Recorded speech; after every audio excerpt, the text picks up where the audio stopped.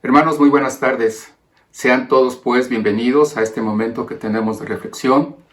Como siempre daremos la bienvenida a nuestros hermanos que forman parte de la Iglesia de Zamor, pero no por ello también participar del gusto, la alegría que nos da de aquellos nuestros hermanos que durante todo este tiempo han venido acompañándonos.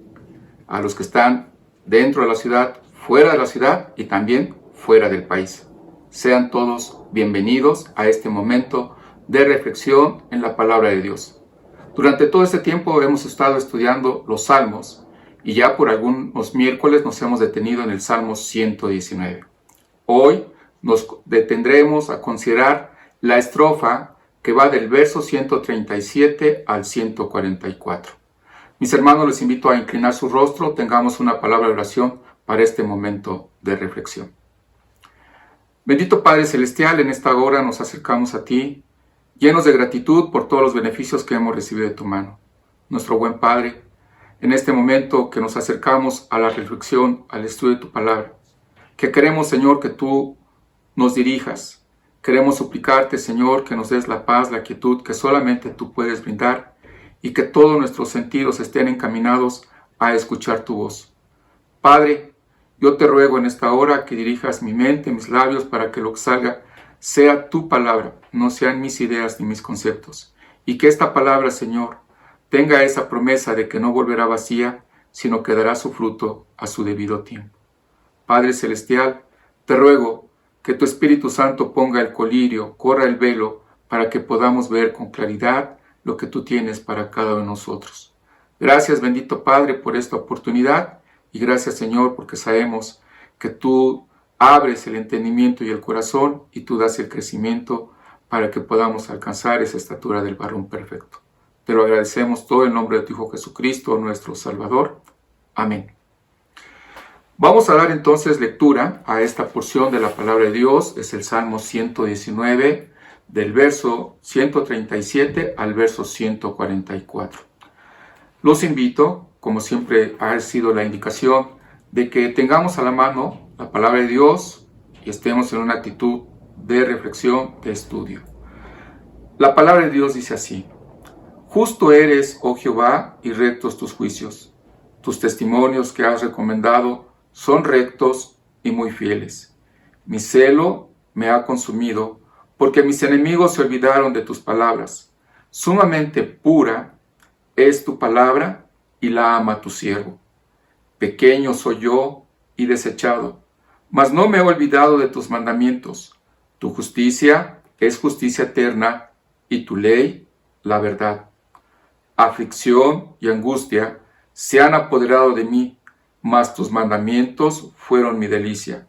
Justicia eterna son tus testimonios, dame entendimiento y viviré. Esta estrofa tiene por letra Texaré y esta palabra significa justicia.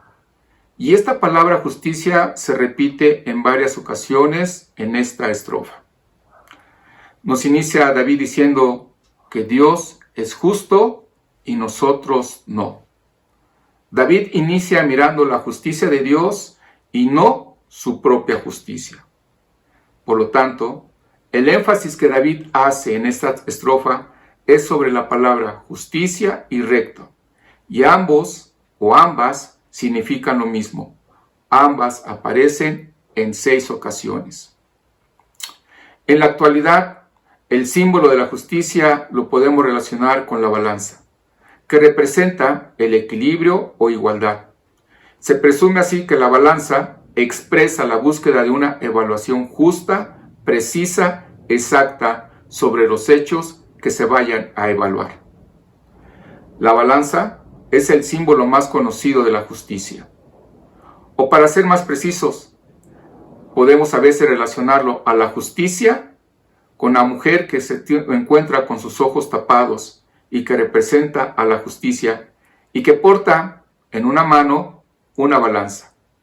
Y esta balanza representa la igualdad con la justicia que debe de tratarse a todos. Pero la imagen de justicia con una balanza como un instrumento de cálculo sugiere la búsqueda de algo en especial, de algo que sea cierto y de algo que sea justo.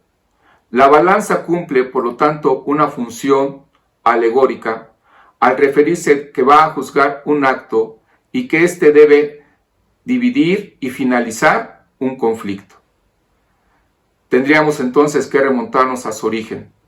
Y este símbolo probablemente lo encontraríamos en el antiguo Egipto, donde la balanza literalmente servía para pesar los valores, el corazón y el alma de un difunto, que permitiría al egipcio entrar en el paraíso o errar por toda la eternidad.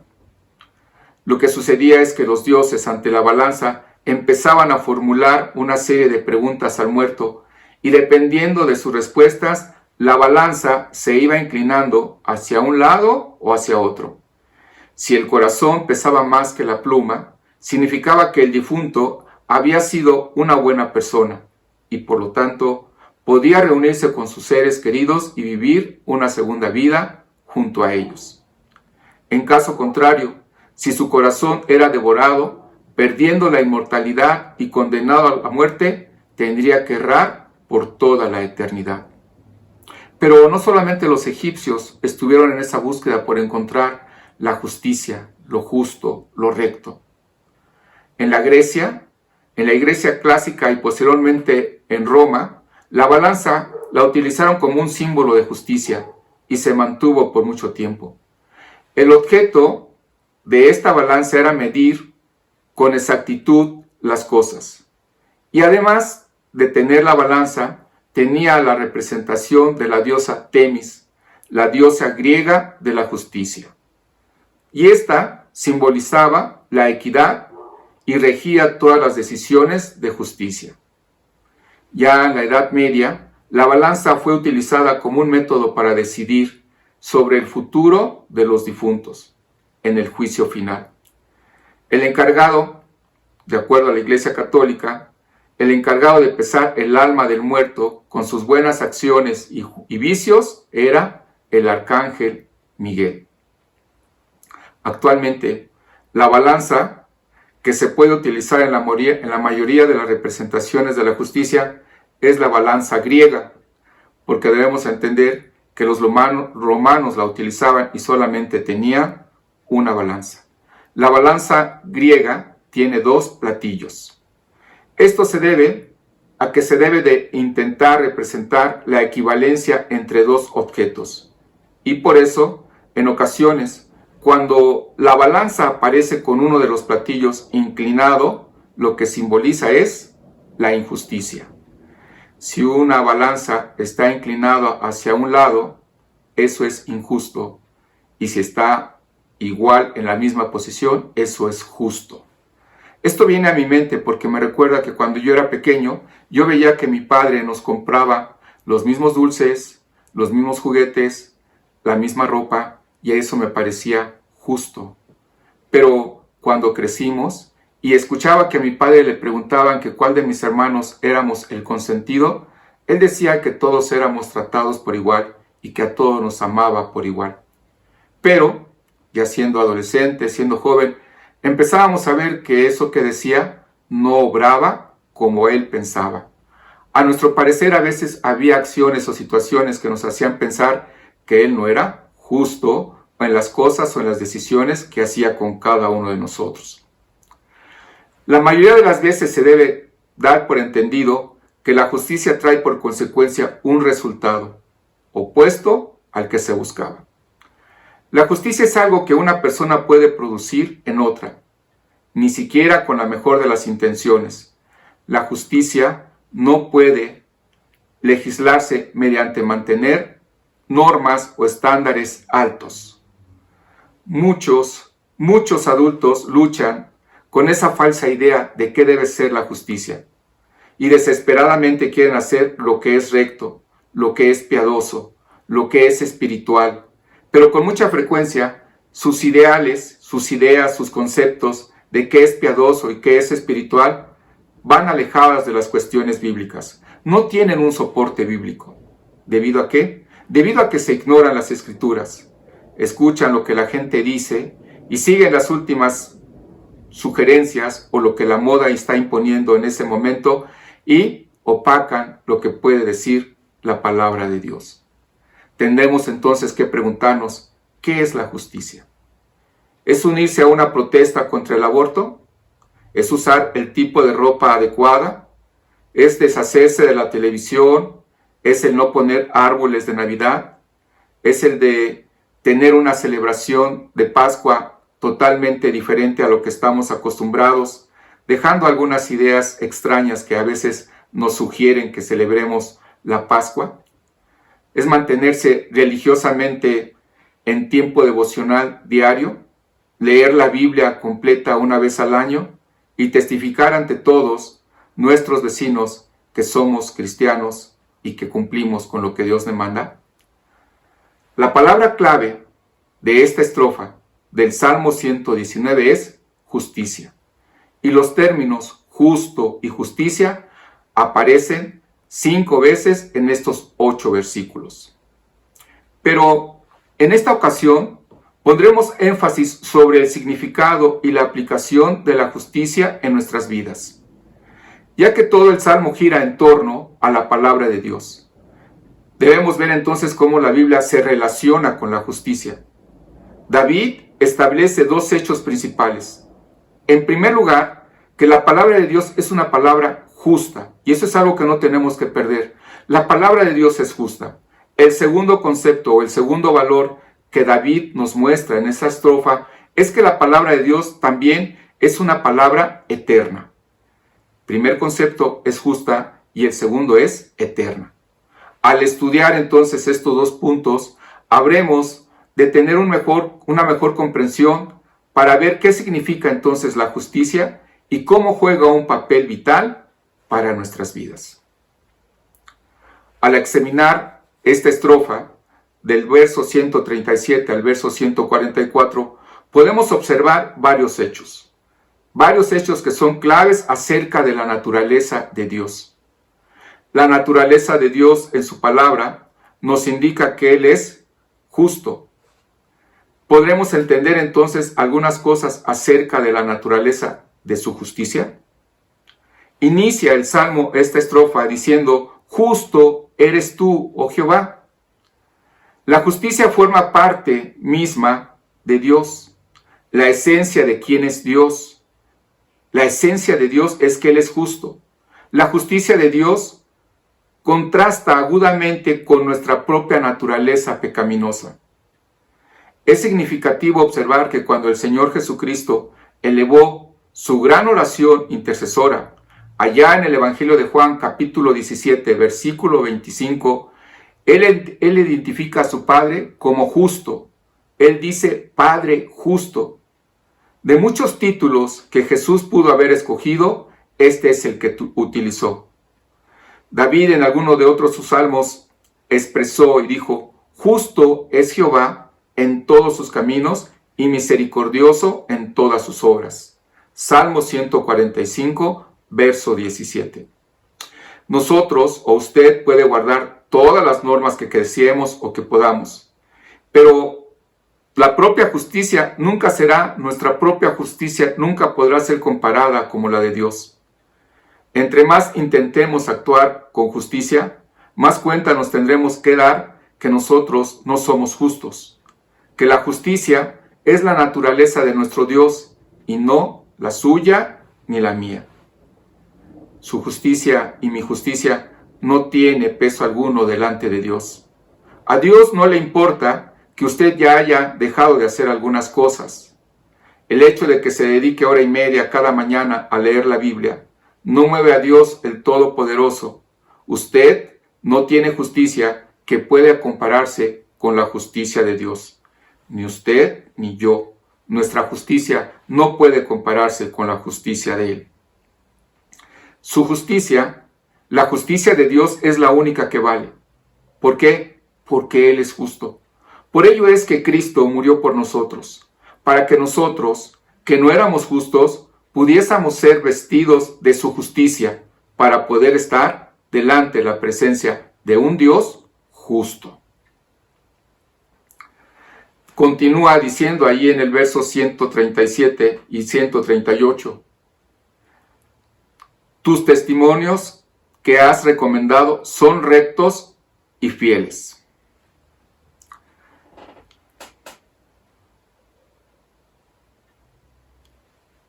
La primera cosa que llama nuestra atención en estos dos versículos es que los testimonios de Dios son rectos. Si Dios es justo, como vemos en el versículo 137, entonces, por consecuencia, como resultado, lo que Él dice será recto o justo.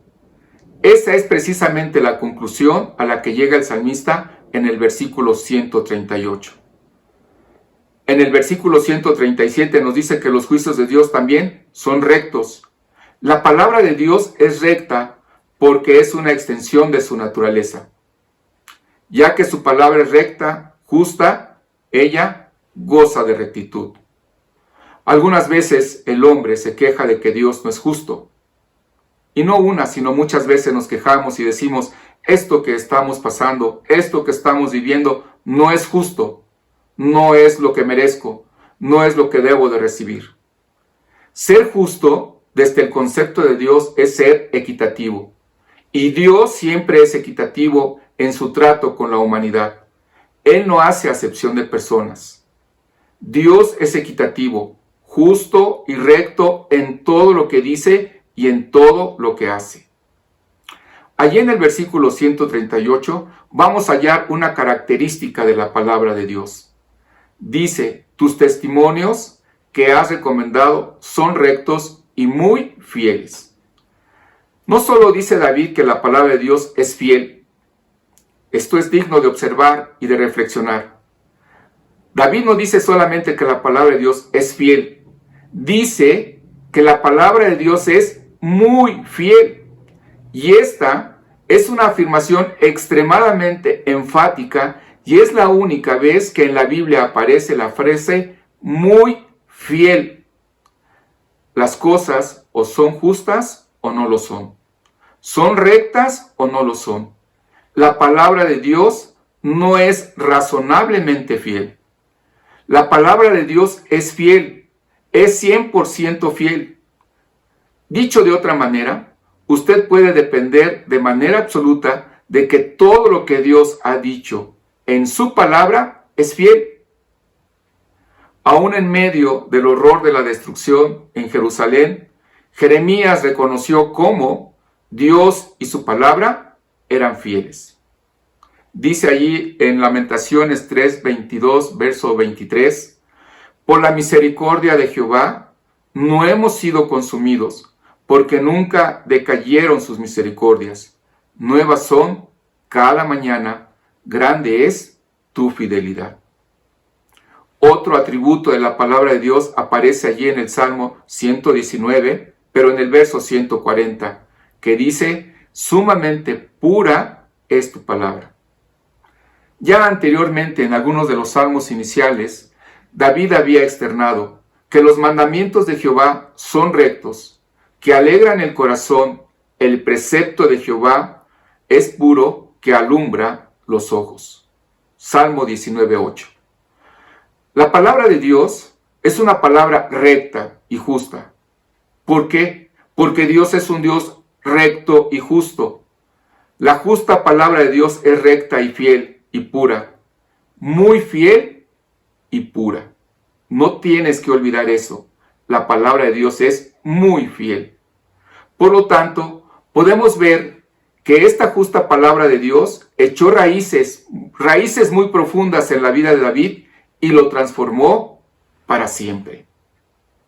Continúa el Salmo diciendo, verso 139, mi celo me ha consumido porque mis enemigos se olvidaron de tus palabras.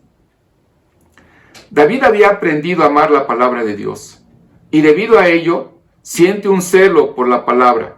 Se molesta inmensamente cuando ve que alguien viola la palabra de Dios. Cuán importante es a veces la comunicación no verbal que expresamos.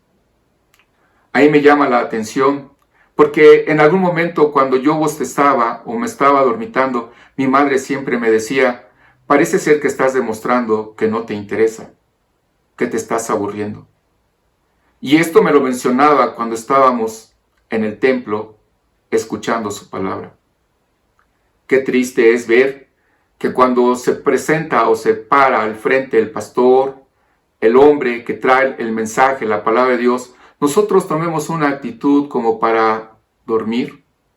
Yo no sé si a usted no le incomoda, no le molesta, no siente celos de ver que la palabra de Dios es despreciada. No al que predica, sino a la palabra de Dios. David menciona ese mismo celo por Dios en el Salmo 69, el verso 9, que dice: porque me consumió el celo de tu casa, y los denuestos de los que vituperaban cayeron sobre mí. Es el tipo de celo que Pablo experimentó en Atenas. Pablo experimentó este celo que dice ahí en Hechos capítulo 17, verso 16, que mientras Pablo los esperaba en Atenas, su espíritu se enardecía viendo la ciudad entregada a la idolatría. ¿Qué experimenta usted al ver el estado de la sociedad de nuestros días? ¿Le molesta ver cómo las personas ridiculizan, quebrantan, menosprecian, ignoran la palabra de Dios? El amor que David tenía por la palabra de Dios provocó en él un celo por la palabra. Él no podía permanecer inmóvil, mientras que su generación se lanzaba en contra de la verdad divina. En este pasaje también podemos apreciar el gran amor que David tiene por la palabra de Dios. Dice en el verso 140, sumamente pura es tu palabra, y la ama tu siervo. David señala que la pureza de la palabra de Dios es el factor que lo va a motivar en ese amor que él siente. En 10 ocasiones, en este salmo, David exclama su amor por la palabra de Dios. Esta debería ser la razón por la cual muchos hoy día no aman a Dios, no aprecian su pureza, tal vez ni siquiera comprenden su pureza. Aquellos que hemos podido ver la pureza de la palabra de Dios, hemos llegado a amar la palabra de Dios. Sin este bendito libro, no podríamos conocer a nuestro bendito Salvador. La pureza de la palabra de Dios exalta la pureza de nuestro Señor y Salvador. ¿Comprende usted lo que significa amar la palabra de Dios? ¿Qué entiende usted de la pureza de la palabra? ¿Cree usted realmente lo que dice en Proverbios 35? Que toda la palabra de Dios es limpia. El amor genuino por la Biblia no produce arrogancia que frecuentemente vemos en algunos miembros. A veces con voz en cuello proclaman sus compromisos de creer la palabra de Dios, pero desafortunadamente su conducta, su forma de hablar y muy frecuentemente con acciones se ve apagado, por lo que los demás dudamos de su andar. La piedad no es lo mismo que la pureza. La persona que realmente cree la Biblia es aquella que no solo se ha enamorado de la pureza del libro, sino que también se ha enamorado del Dios puro de quien habla el libro, de quien habla la Biblia y de quien dijo las palabras de este libro. Pequeño soy y desechado, mas no me he olvidado de tus mandamientos. ¿Cómo nos vemos delante de Dios? ¿Nos vemos pequeños o nos vemos muy grandes? Bueno es vernos pequeños delante de Dios y no grandes, porque cuanto más pequeños nos veamos delante de Dios, mucho más grande entonces veremos a Dios. Pero cuando no te ves tan pequeño, cuando empiezas a ver a Dios, no lo empiezas a ver a Dios tan grande, cuando empiezas a asumir que tú eres más grande, entonces ya no ves a Dios. ¿Por qué? Porque te has hecho más grande que Dios. La pregunta es, ¿qué tan grande te sientes ante Dios? La respuesta que da David es muy sencilla. Dice, pequeño soy yo. David fue literalmente pequeño y dice que desechó. en la casa de su padre. Su propio padre ni siquiera lo trajo ante Samuel al principio como candidato para ser ungido rey. Recordarán ustedes que cuando David fue a ungirlo, presentó Isaí a todos sus hijos, menos a David. Samuel tuvo que preguntar si no había otro más. Isaí tuvo que responder que sí. Lo vio muy pequeño. No lo vio con opciones o como capacidades para poder ser ungido como rey. Cuando David fue rey de Israel, nunca se avergonzó de demostrar públicamente el amor que tenía por Dios y por su palabra. Pablo también es un buen ejemplo de uno que tenía razón por la cual sentirse orgulloso, pero que creció en su humildad. Pablo expresó diciendo: a mí, que soy menos que el más pequeño de todos los santos, que me fue dada esta gracia de anunciar entre los gentiles el evangelio de las inescrutables riquezas de Cristo. Efesios 3:8. También Pablo a los Corintios les dijo: porque yo soy el más pequeño de los apóstoles, que no soy digno de ser llamado apóstol, porque he perseguido a la iglesia de Dios. ¿Está usted dispuesto a personificar la justicia por medio del amor que tiene por Dios y por su palabra? Si no lo está, podría ser esto una evidencia de que usted tiene un problema de orgullo. ¿No es hora ya de dejar que Dios trabaje en su vida y produzca en usted una humildad genuina? En el versículo 141 nos muestra parte del carácter de David. Dice que David no se ha olvidado de sus mandamientos. Él tiene un compromiso hacia la palabra de Dios. El obtener la perspectiva correcta sobre quién era ante los ojos de Dios. El obtener esta humildad es lo que mantuvo a David en línea, en contraste con sus enemigos, quienes se habían alejado, se habían olvidado de la palabra de Dios. David podía decir con honestidad: mas no me he olvidado de tus mandamientos. Su celo por la palabra, su amor por la palabra y su humildad genuina, producida por esta palabra, mantuvieron su compromiso con la palabra. Esto no significa que David vivió una vida libre de pecado. Él es el mismo hombre que cometió adulterio, mintió y aún mandó asesinar a uno de sus mejores soldados. El concepto muy poco bíblico que tenemos de la justicia es que consiste en llegar a un punto de nuestras vidas en la cual ya no vamos a tener problemas, ya no vamos a tener conflictos con el mundo y con nuestros deseos. Ojo, atención, David nunca perdió su naturaleza carnal. David tenía algo que pocos hombres tienen. Él nunca se olvidó de los mandamientos de Dios. Aun cuando sucumbió temporalmente al pecado, algunos pueden angustiarse con la Biblia por un tiempo. Algunos podemos sentir ansia y necesidad de leer, pero llegará el momento que a veces tratemos de alejarnos de ella y esto nos llevará a caer nuevamente en pecado. Y quizás algunos regresemos, pero otros quizás nunca vuelvan a echar una mirada a la palabra de Dios. David, al igual que nosotros, podía pecar, pero nunca escapó a la atracción que sentía por la palabra de Dios. Nunca se involucró tanto en el pecado que llegara a olvidarse de la palabra. Él pecó, se sintió miserable por ello, pero nunca se olvidó el lugar de la palabra en su corazón. Permaneció comprometido con la palabra de Dios. ¿Cómo es que un pecador como David podía llegar a ser tan sensible a la Biblia? ¿Cómo puede haber llegado a entender la justicia de Dios? En el Sermón del Monte, Jesucristo dijo: porque os digo que si vuestra justicia no fuere mayor que la de los escribas y fariseos, no entraréis en el reino de los cielos. ¿Qué conceptos tan altos y elevados tenían los fariseos? Podemos verlo allí en Lucas capítulo 18, del verso 9 al 14. Dice que había unos que confiaban en sí mismos como justos y menospreciaban a los otros. Por lo tanto, Jesús hace referencia a un fariseo y a un publicano.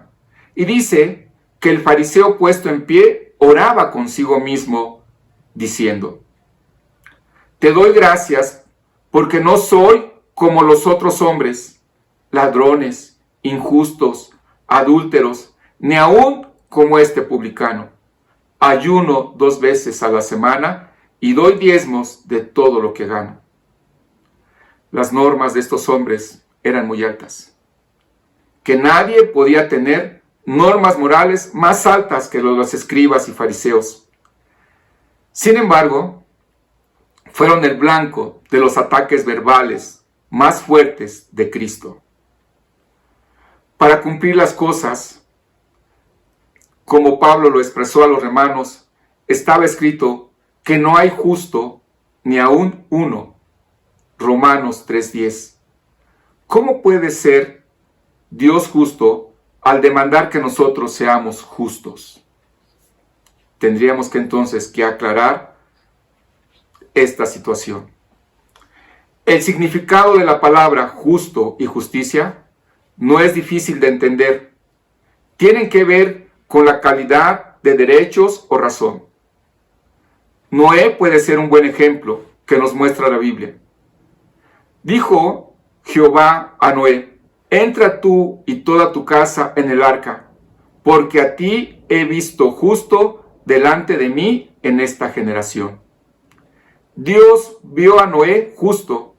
¿Qué quiere decir esto? Para muchos la respuesta a esta pregunta se halla ahí en Génesis 6:22.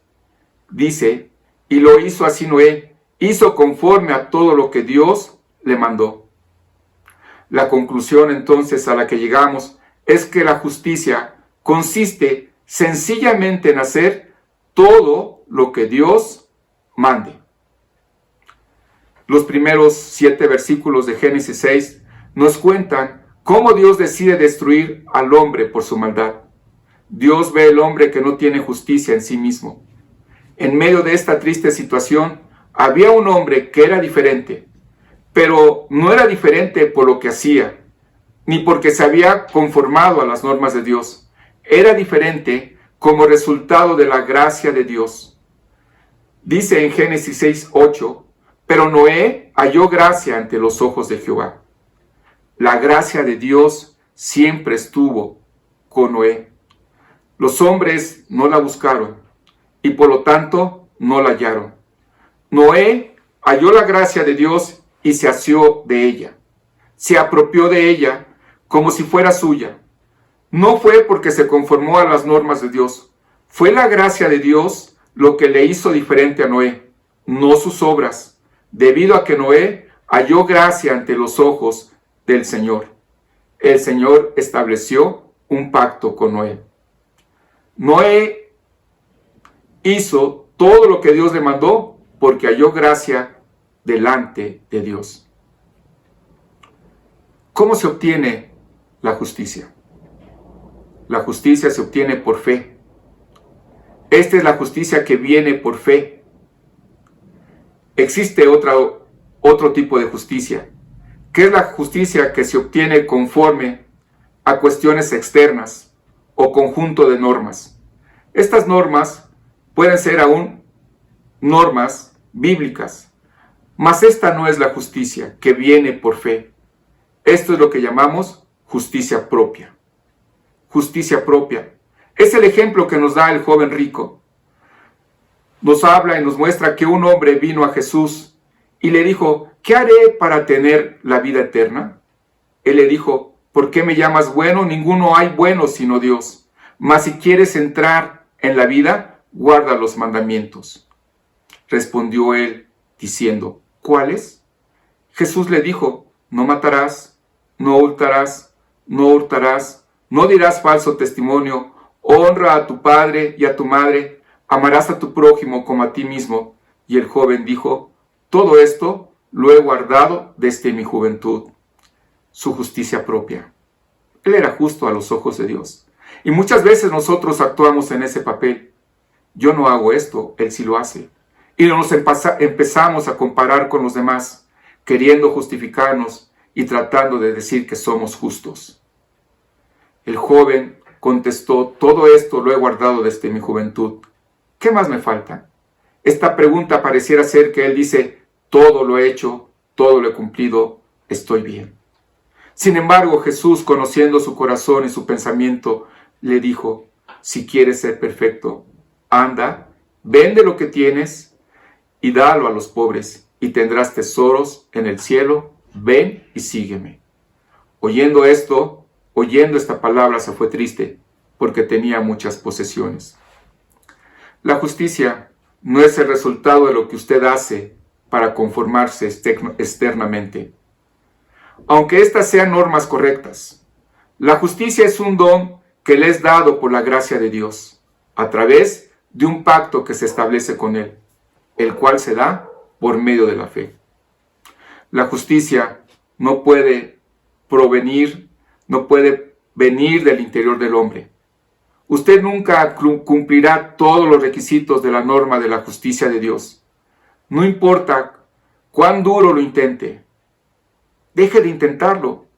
Aprenda lo que Pablo dijo a los Corintios: os rogamos en el nombre de Cristo que reconciliaos con Dios al que no conoció pecado, que por nosotros se hizo pecado, para que nosotros fuésemos hechos justicia de Dios en él. Segunda de Corintios 5, versos 20 y 21. Solo Dios es justo. Su palabra es justa, porque proviene de Él. Usted es justo únicamente si decide asirse de su gracia por fe. Habrá momentos en su vida y en mi vida en los cuales viviremos conforme a las normas de Dios. Pero habrá otros momentos en que fracasaremos en ese intento. Pero en todo momento, usted es la justicia de Dios en Cristo. Porque Él es justo, usted está en Él. Efesios 2, 8 y 9 dice: por gracia sois salvos, por medio de la fe, y esto no de vosotros, pues es un don de Dios, no por obras, para que nadie se gloríe. Hemos sido justificados por nuestra fe en la gracia de Dios. Pablo nuevamente muestra y nos dice que somos hechos justos por fe, y el justo por la fe vivirá. Romanos 1:17. La justicia es vivir por fe aquello en lo que nos transformamos cuando aceptamos a Cristo como Salvador. Si nosotros realmente queremos o decimos que amamos a nuestros hijos, no dejaremos que ellos caigan en el engaño de pensar que pueden asirse de la maldad de este mundo o pueden aislarse de la maldad de este mundo. Usted no va a esperar que ellos se conformen a un conjunto de normas que usted le dé o que otra persona le ha confeccionado. Usted le enseñará con su vida que ellos han de amar a Dios y a su palabra por encima de todas las cosas. Usted le enseñará que nadie cumple la norma de justicia de Dios y que por ello es que Jesucristo murió en nuestro lugar en la cruz. Usted le enseñará que el Dios de justicia nos ha dado la palabra de justicia por la cual hemos de vivir. Aun cuando pecamos, no debemos olvidar su palabra. El hijo que aprende estas lecciones a partir del ejemplo quedará amparado contra la maldad del mundo y quedará mejor protegido que con el aislamiento más estricto que se pudiera proveer. Dejemos que Dios sea Dios. Dejemos de intentar comprobar lo bueno que somos ante Él. Lo único que lograremos es comprobar que somos perversos, que somos pecadores, y que si no fuera por la gracia de Dios, usted y yo quedaríamos eternamente en el infierno. A la verdad de que Dios es justo y que nos ha dado una palabra justa. David añade que la palabra de justicia también es una palabra eterna. ¿Por qué? Porque Dios es eterno y su justicia es eterna. Este concepto de eternidad permea los últimos versículos de esta 18ª estrofa. En el versículo 142, David declara: tu justicia tu justicia es eterna. Y en el versículo 144, él concluye, justicia eterna son tus testimonios. Puesto que Dios es justo, David concluye que sus palabras son palabras justas.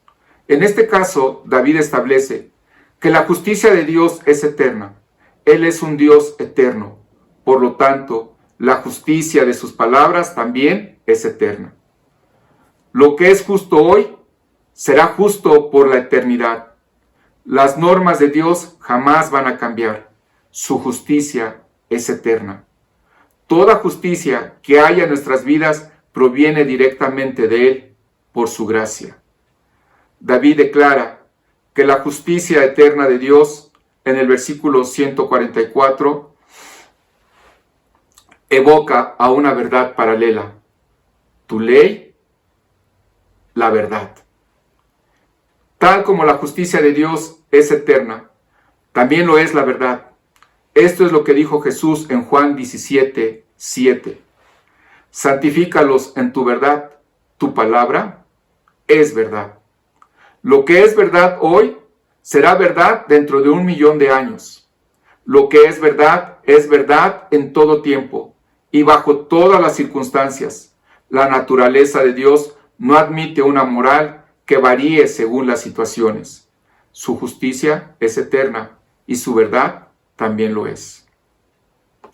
Aflicción y angustia se han apoderado de mí, mas tus mandamientos fueron mi delicia. Nuevamente nos vamos a encontrar con dos compañeras de viaje que a usted y a mí nos gustan: la aflicción y la angustia. En esta vida nunca nos vamos a poder apartar de ellas. David mencionó la aflicción y la angustia. Ellas siempre nos acompañan en esta vida, pero no son eternas. Sin embargo, la palabra de Dios sí es eterna. No hay aflicción, no hay angustia que dure para siempre, pero la palabra de Dios permanece para siempre. Por lo tanto, yo escojo deleitarme en la palabra de Dios. ¿Y usted? ¿Qué escoge? ¿Escoge deleitarse en la palabra de Dios? Todos tenemos problemas. Usted y yo no somos diferentes a los demás. Podemos escoger enfocarnos en nuestros problemas, en nuestras angustias, o podemos escoger deleitarnos en la palabra de Dios. ¿Cuál es tu decisión? ¿Qué escoges? Justicia eterna son tus testimonios. Dame entendimiento y viviré. En las garras de la aflicción y la angustia, David pide a Dios entendimiento. Él sabe que tiene una palabra eterna y justa, que proviene de un Dios eterno y justo. Lo que falta es entendimiento para guardar esa palabra hasta el fin. La fortaleza de David en medio de la aflicción se encuentra en lo que perdura para siempre. Y lo que perdura para siempre es la palabra de Dios. David tiene una fortaleza eterna a su disposición, porque tiene una palabra eterna. ¿Cuál es la fuente de tu fortaleza? La única fuente de tu fortaleza eterna es el Dios eterno y su palabra eterna. Dice Proverbios 18:10, torre fuerte es el nombre de Jehová, a él correrá el justo y será levantado. Y el Salmo 37:39 dice, pero la salvación de los justos es de Jehová, él es su fortaleza en el tiempo de angustia. ¿Estás cansado de intentar de establecer tu propia justicia? ¿No te has dado cuenta de lo que has logrado? ¿Por qué no dejar entonces a un lado tus débiles intentos de impresionar a Dios? Recibe su gracia y date cuenta que solo su gracia y su justicia pueden guardarte de ir al fuego del infierno. Apóyate sola en su justicia. Es una justicia eterna que te sacará adelante en toda tu aflicción y tu angustia. Oremos. Bendito Padre Celestial, gracias te damos, Señor, por esta bendición que nos das de escudriñar tu palabra. Y gracias, Dios, porque tenemos que reconocer que tú eres justo y que tu palabra es justa, es recta, y que ante ella, Señor, nos debemos de cobijar, y debemos de cobijar a nuestros hijos, a nuestras familias, a nuestro país, a nuestra nación. Dios, Permite, Padre, que seamos hacedores, lectores de tu palabra, y no solamente deleitarnos en escucharla, en leerla, sino en practicarla, en vivirla. Gracias, Dios, por tu palabra, porque es real y vigente en medio de las tribulaciones y de las angustias. Recibe, pues, nuestra gratitud. Te la presentamos en Cristo Jesús. Amén. Amados, una bendición, un gusto poder compartir con ustedes la palabra. Yo los invito para que sigan participando de las actividades presenciales, si lo pueden hacer, y si no, continuamos con algunas actividades virtuales. Que Dios les bendiga.